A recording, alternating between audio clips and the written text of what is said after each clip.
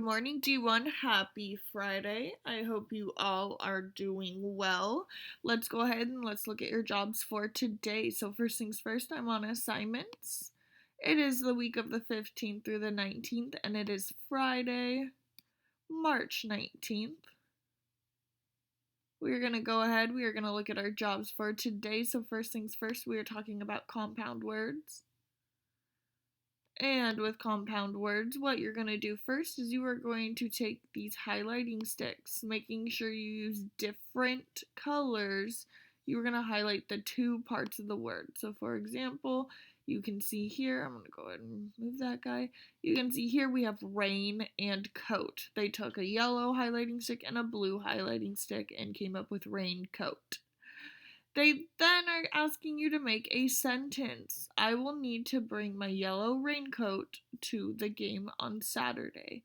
So you're going to now go ahead and do that for these four words down here. You're going to click drag, split up the word, and then write a sentence using that word. After you complete that, you have your journal, and it is Flashback Friday. In this Flashback Friday, you are going to be writing a time you went on an exciting ride. And now an exciting ride is any ride that is exciting to you. That is who we are talking about in this story, is you specifically. So it does not need to be something that, you believe someone else would find exciting. It just needs to be something you find exciting. So we have bumper cars, swings, we have a roller coaster, we have a lot that you can pick from, and there are, of course, options that are not pictured here. With those 5 to 6 sentences, you can see over here we have sentence frames and starters. Again, those are not required, but they are there if you would like them. After your journal, you have your poetry flip book. I'm going to go ahead and press the pencil, and it's going to take me there.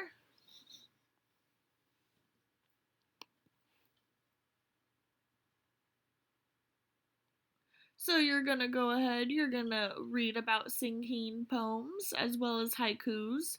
Then you're going to write your own. Please follow these directions very carefully because both of these types of poems are very specific with the requirements or rules that they have for it to qualify as a haiku or singhin. So go ahead, make sure you read them carefully or listen to them carefully before you start creating your own version of the poems. After you finish that job, you will have your elements of poetry. I'm going to click on the orange book to get to it. You are going to be reading or listening to a poem called Mother Doesn't Want a Dog. So you're going to go through, read this poem or listen to this poem. And then on slide number 2, you are going to answer these questions about the poem. So how many stanzas, how many lines in each stanza, and all that good stuff. After, you're going to go ahead, simile and metaphor practice, click on the pen. You will start off by first watching this video. It's the same video from yesterday. Very, very helpful. And then you will go ahead and complete the tasks on slides 2, 3, 4, and 5. A quick note on slide number 3 is if you went ahead and used your internet research yesterday for metaphors, I ask that you do not pick the same metaphors that you used yesterday. Try and get creative, find metaphors from different resources as best as you can. Alrighty. And then after you complete similes and metaphors, you will have a break. When you come back from the break, you will be talking about suffixes.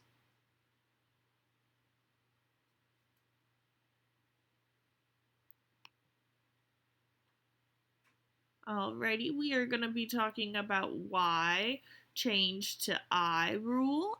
You are going to be deciding if it needs to change to an I. Remember, if there's a consonant, meaning any letter besides A, E, I, O, U, before the Y, Then you drop the Y and add an I. Alright, so make sure, again, you read the directions very carefully because they give you the spelling rule ahead of time.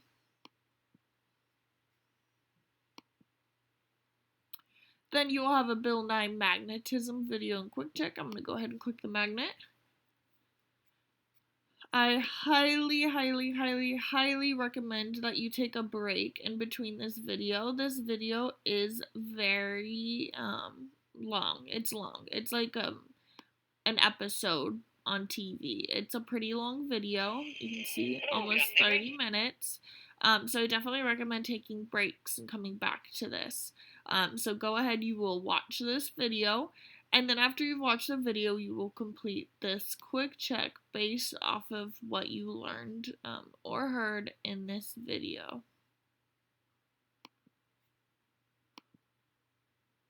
After that, you will have lunch. You come back from lunch. You are going to continue working on fractions on a number line. Some of the jobs are similar to yesterday's jobs. So you will click and drag the fractions to match its correct spot. You will then figure out, hey, where does this green dot land on? You will find the fraction of that dot. And then you will again do as you did yesterday. You will click and drag, match up the points to the parts on, or to the lines, on the number line. Then you will have another slide 4.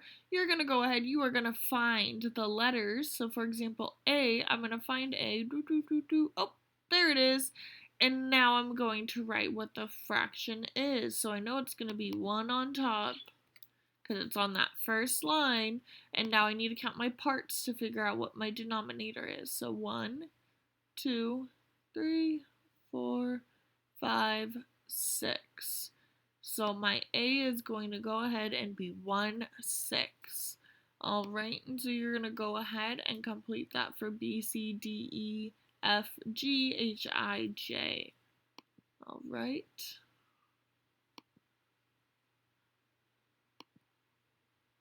And then finally, you will have your typed weekly journal prompt. I'm going to go ahead, I'm going to press the blue notebook.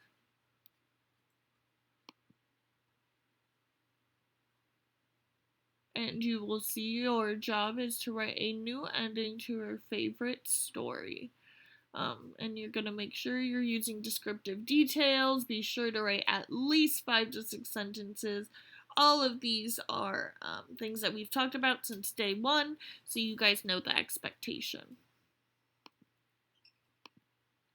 Alrighty, and then after that it will be cleanup and you guys will be good to go. D1, if you have any questions, please let me know. Remember, there is no Zoom today, not even art Zoom, so just please keep that in mind. Alright, have a great rest of your day, D1, and I look forward to seeing you soon. Bye-bye.